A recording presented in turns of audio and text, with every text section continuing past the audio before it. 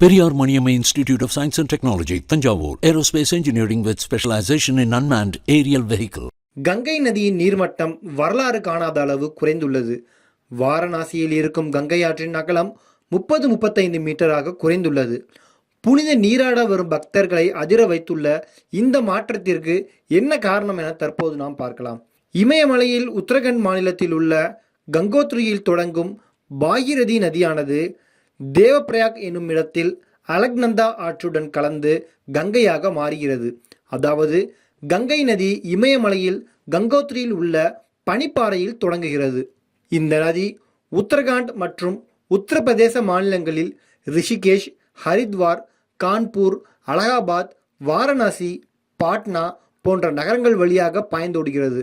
கடைசியாக உலகின் மிகப்பெரிய சதுப்பு நில காடுகளில் ஒன்றான சுந்தரவனக்காடு என்று அழைக்கப்படும் இந்திய வங்கதேசம் இடையிலான டெல்டா பகுதியை வளமாக்கிவிட்டு இறுதியாக கொல்கத்தாவில் உள்ள வங்கக்கடலில் கலக்கிறது.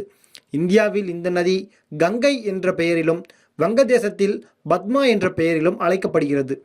வங்கதேசம் முழுவதும் திருச்சி டெல்டா போல் சமவெளி பகுதியில் கங்கை பாய்வதால் அந்த பகுதியை செல்வ செழிப்பாக மாற்றியுள்ளது கங்கை.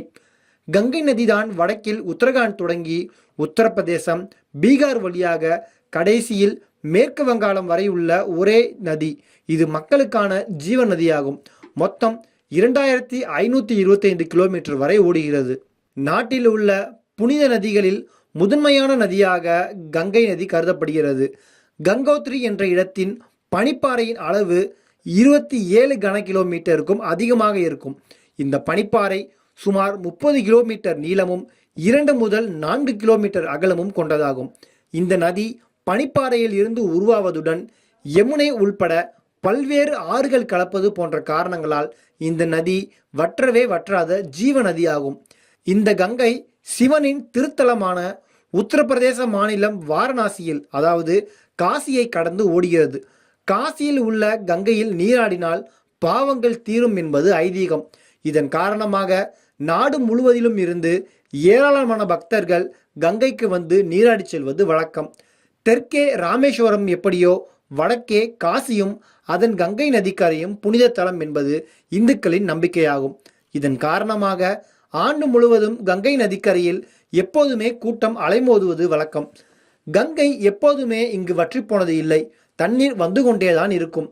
இந்நிலையில் இந்த ஆண்டு வரலாறு காணாத வெப்பம் காரணமாக கங்கை ஆற்றில் நீர்வரத்து பெருமளவு குறைந்துள்ளது. உத்தரப்பிரதேச மாநிலத்தில் வரலாறு காணாத வெயில் கொளுத்தி வருகிறது. உத்தரப்பிரதேச மாநிலம் மட்டுமல்லாமல் டெல்லியிலும் வெயில் கடுமையாக உள்ளது. இந்த கடும் வெப்பத்தால் கங்கை நதியின் நீர்மட்டம் வரலாறு காணாத அளவு குறைந்துள்ளது. இது விஞ்ஞானிகளை அதிர்ச்சியடைய வைத்துள்ளது. வழக்கமாக ஜூன் மாதத்தில் 70 முதல் 80 மீட்டர் வரை இருக்கும் கங்கை ஆற்றின் அகலம். ஆனால் கங்கை ஆற்றின் அகலம் தற்போது வெறும் 30-35 மீட்டராக குறைந்துள்ளது.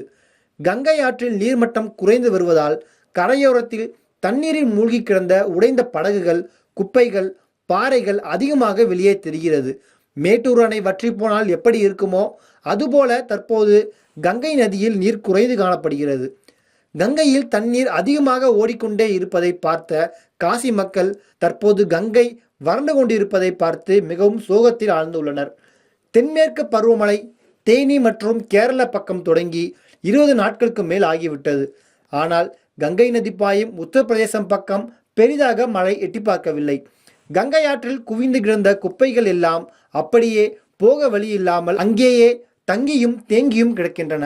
இந்த காட்சி பலரையும் வருத்தத்தில் ஆழ்த்தியுள்ளது. Periyar Maniamma Institute of Science and Technology, Thanjavur, Aerospace Engineering with specialization in unmanned aerial vehicle.